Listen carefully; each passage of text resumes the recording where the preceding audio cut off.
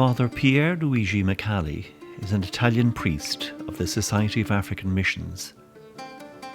In 2018, while working in Bouanga, Niger, as a missionary priest, he was abducted by jihadists, Islamic fundamentalists. The Sahara became his prison for 2 long years.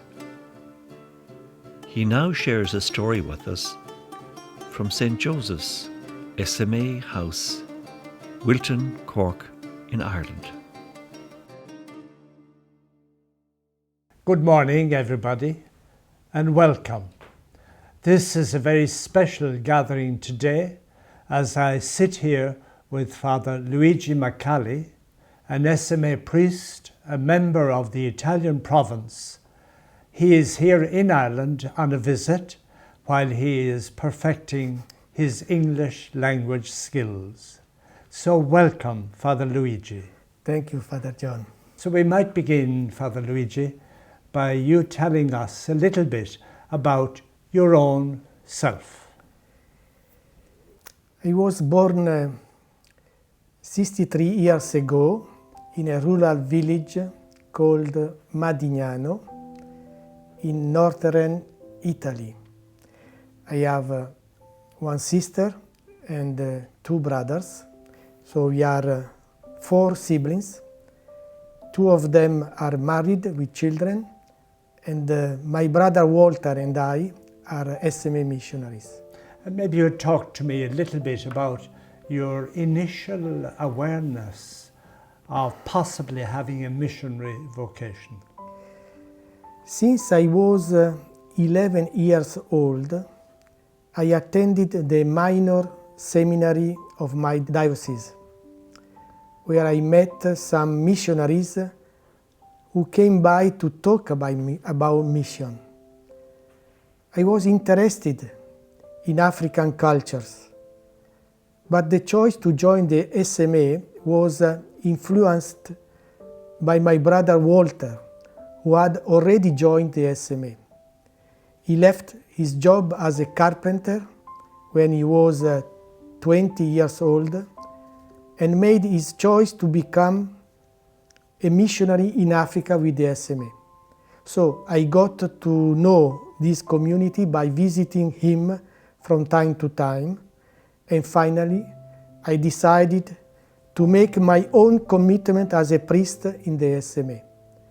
And I was ordained in 1985, and my first appointment was in Ivory Coast, where I spent 10 years. And then perhaps you might share with us a little bit about your first experience in Africa. After 10 years in Ivory Coast, I worked for 10 years in Italy, doing animation and vocation appeals. After that, I was appointed to Niger, where I worked for 11 years in Bouanga from 27 to 2018. Niger is a vast Sahelian country that covers an area over 1,200,000 square kilometers. And of these, 3/4 is desert. On the religious levels, 99% are Muslims, and barely 1% are Christians or other traditions.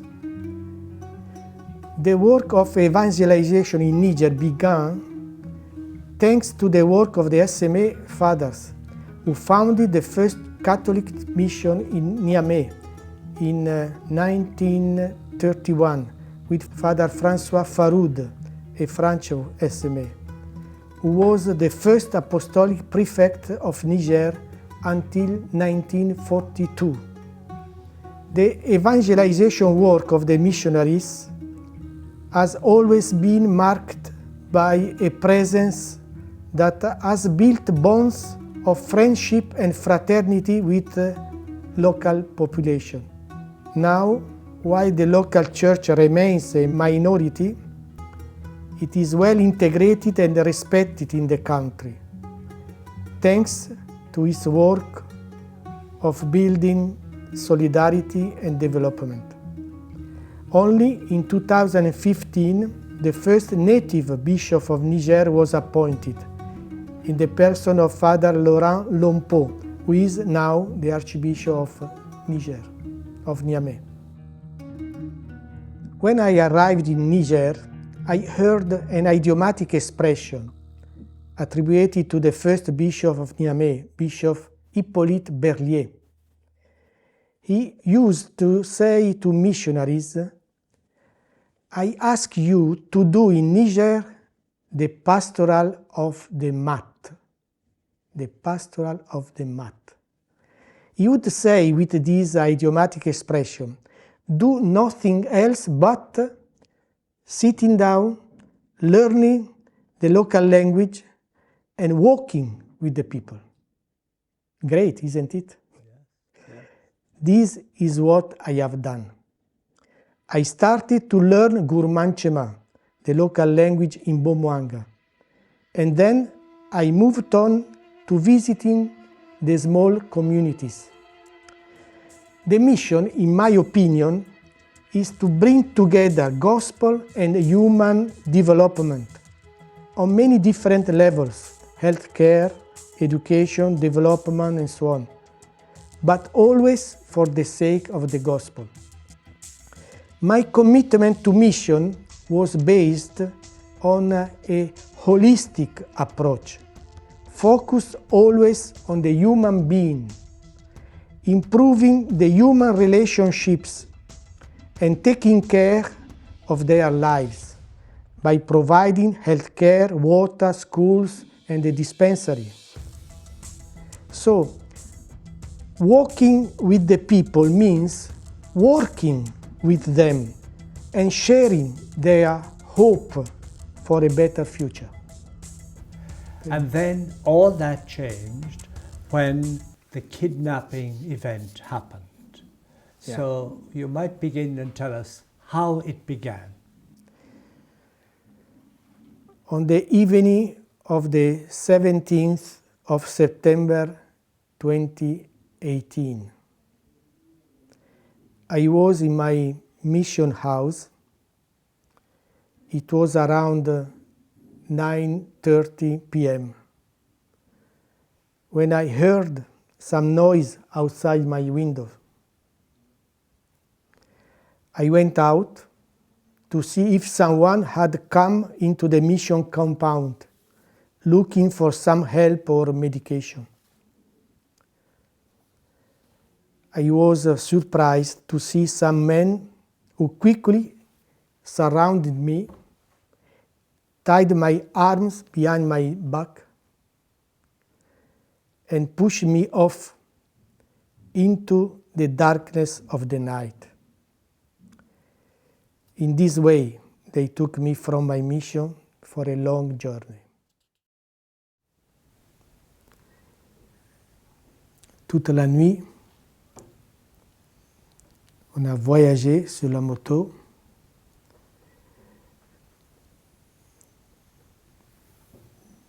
Mes pensées étaient mélangées. D'un côté, j'ai regardé s'il y avait une opportunité de m'enfuir, de profiter d'une distraction, quelque chose. Mais au fil des heures passaient, je voyais qu'on s'éloignait de la route, des villages. Et j'ai senti une grande solitude, absence, inquiétude. Je ne réalisais pas ce qui pouvait m'arriver encore. J'espérais que c'était simplement des voleurs qui allaient me quitter et laisser loin de la mission pour revenir à pied. C'était très confus à moi. C'est seulement quand j'ai pu demander, quand on s'est arrêté à un endroit, qui êtes-vous? Qu'est-ce que vous voulez? C'est là que l'un d'eux m'a dit, appelle-nous terroristes, djihadistes, tout est bon. C'est à ce moment-là que j'ai réalisé que c'était bien plus pire. C'était quelque chose d'énorme. Si. Et j'étais totalement dépassé par cette situation. Je n'ai jamais pensé, j'aurais jamais cru que cela pouvait arriver un jour. C'était vraiment un moment très, très, très dur et très difficile. Yeah. Oui. For 17 days, they carried me on a motorbike to the Burkina Faso border and then into Mali. On the 5th of October, they put me in chains. Then, for 22 days and nights, my foot was chained to a tree. On the 28th of October, they made a video to send to Italy as a proof that I was alive. Je m'appelle Pier Luigi Maccalli, de nationalité italienne. Aujourd'hui, c'est le 24 mars 2020. Je m'appelle Nicola Chiacchio, ma nationalité est italienne. Aujourd'hui, c'est le 24 mars 2020. After that, they brought me on into the deep Sahara, where I felt lost. For 6 months, I felt a great loneliness there among my captors. And were there other people who were kidnapped at that time? I met 2 others, Italian men, Luca and Nicholas. They were kidnapped some months after myself. They were brought to the same place as myself, and there we were kept together. We heard from our captors that there were also other groups of prisoners, but we never saw them. And for how long did you remain a hostage? I counted 752 long days as a hostage. That means over 2 years. 2 years and 3 weeks. I have seen 25 new moons passing over my head. I may summarize all this long time as a prisoner in 2 words: sadness and bitterness. This time has been for me the period by far the darkest in my life. Very difficult time. Very long. And now perhaps we'll move forward and you might recount to us your freedom and returning to Italy. I was set free on the 8th of October 2020. And the next day, I landed in Rome. My family was there. I don't forget what my nephew Andrew did. He hugged me so strongly that I poured out all the tears I had left. Only those who have lost their freedom and love can fully appreciate how beautiful and powerful it is to be hugged after such a long time of loneliness. I will never forget it. I will never forget it.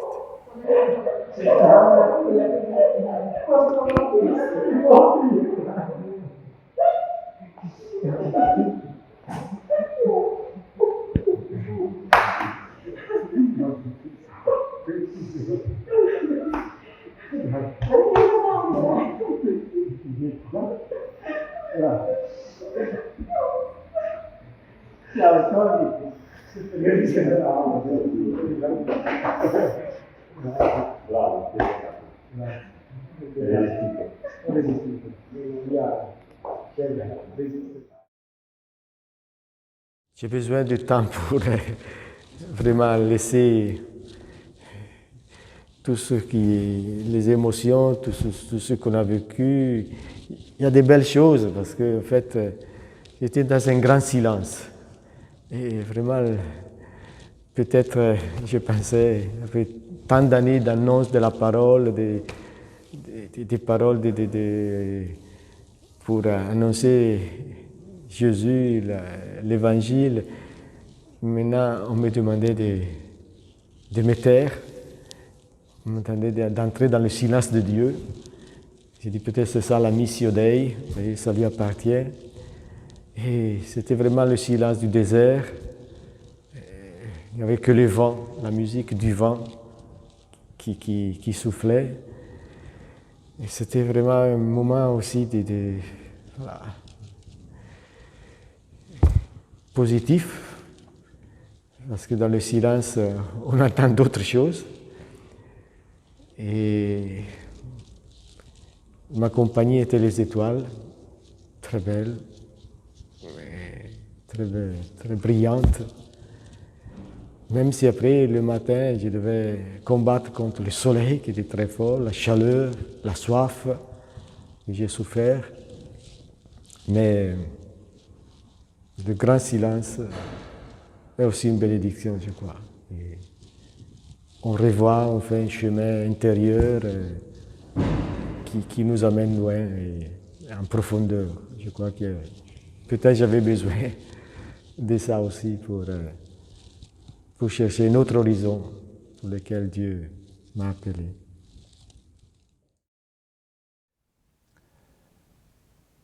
And so now that you were set free, you are back home, perhaps you might help us to understand what lessons did you learn from your experience in the desert? I think that the silence is the greatest gift I have brought back from the desert. I was overwhelmed by the silence, especially in the first 6 months of my captivity. There was silence everywhere, outside and inside me. And I perceived God's silence as well. To all my questions, I got no answers except silence. But day by day, month by month, that long and heavy silence allowed me to go deeper and deeper into myself. I have experienced that the desert is not empty, but the best place to hear God deeper. God is silence. He is light in the darkness, and He speaks and communicates through the silence. The word of God comes from the silence. So the first lesson I learned was to pray differently. I like what St. John of the Cross has said about prayer. Prayer is the harmony of two silences. And the second lesson I brought from my story was to love and forgive my enemies. Yes, I have pardoned and forgiven my captors. I said to Abu Nazer, the leader of my captors, on the last day, may God help us to understand that we are all brothers. Before leaving the desert for freedom, I forgave him. War is never the solution, but forgiveness leads us to peace. Today my mission is about testifying that the gospel is a message of mercy, forgiveness and peace. And perhaps looking forward now, what message would you like to have for people like me and other people who will hear about your experience? I don't have a lesson. I don't have anything to say. I'm just sharing my life and my experience. But today I would like to say, let us disarm our words. Because the words are the spark that starts every conflict. From the words we go to hands. And if these hands are armed, have weapons, we easily kill people, and then the war begins. Let us disarm our words, to allow our eyes to see each other, not as enemies, but brothers and sisters.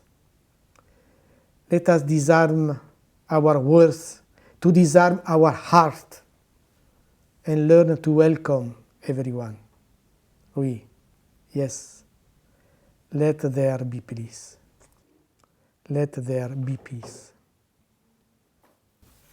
I am conscious that I and many other people were aware that you had been taken as a prisoner, that you had been kidnapped.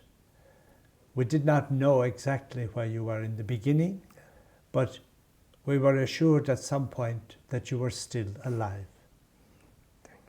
So maybe this is an occasion for us to appreciate all the people who supported you, mainly by their prayers. Really. Thank you, thank you. Thank you very much for your prayer and support during my time of need in captivity. I'm sure my freedom is the fruit of your prayer. Thank you so much. And please, don't forget to keep praying for peace in Africa and in our world. Thank you very much.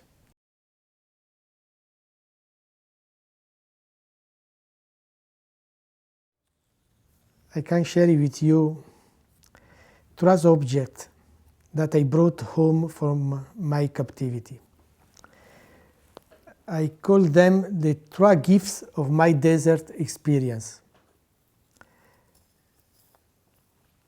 Here they are. A chain, a rosary, and this little cross that I made myself.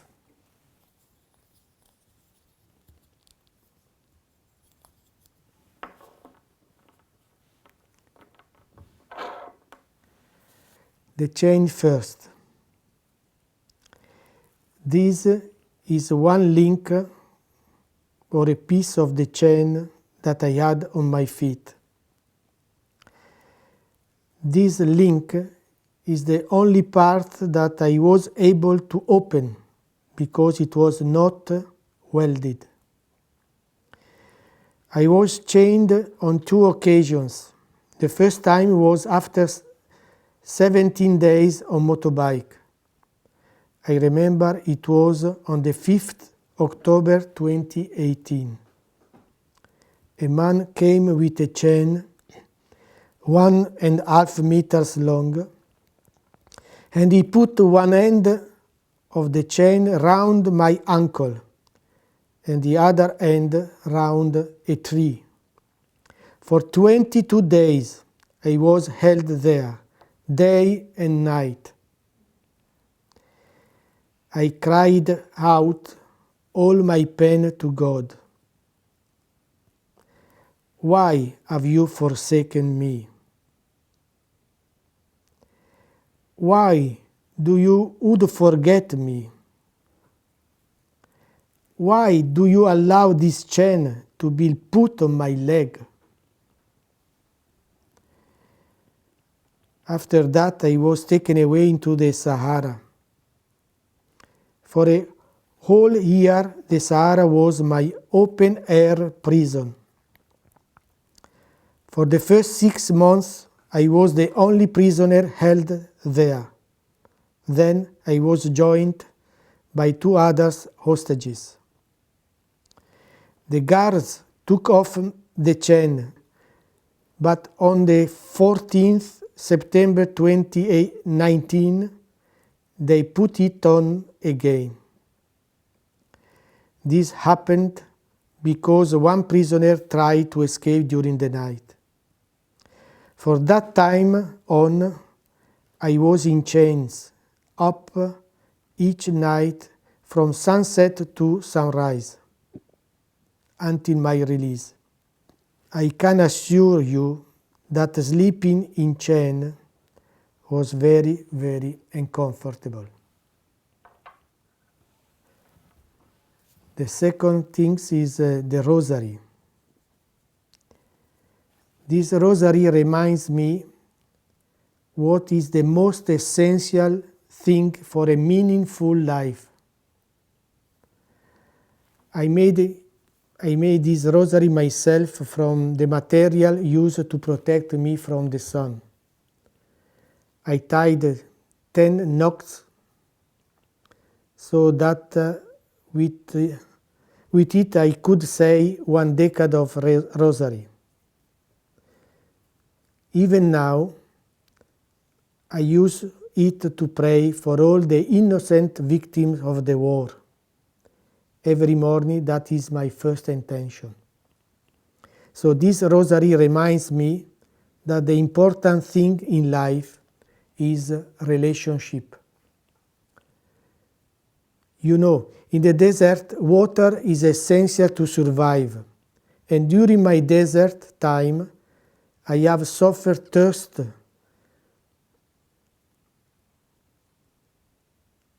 But my biggest suffering was not to be able to communicate with my family, not to be able to tell them that I was neither sick or wounded. I was thirsty for relationship. Finally, the third gift is the cross. I made this cross by myself, but I didn't show it to anyone. I have always hidden it in my pocket. This cross reminds me of the silence. Now I know that silence is the greatest gift I have brought back from my desert. The key symbol of my desert experience is the cross. Jesus on the cross experienced the silence of God, but then he could say, "Into your hands, Father, I commend my spirit." In the desert I learned what the naked faith is. To let go all things I took for granted as urgent or important.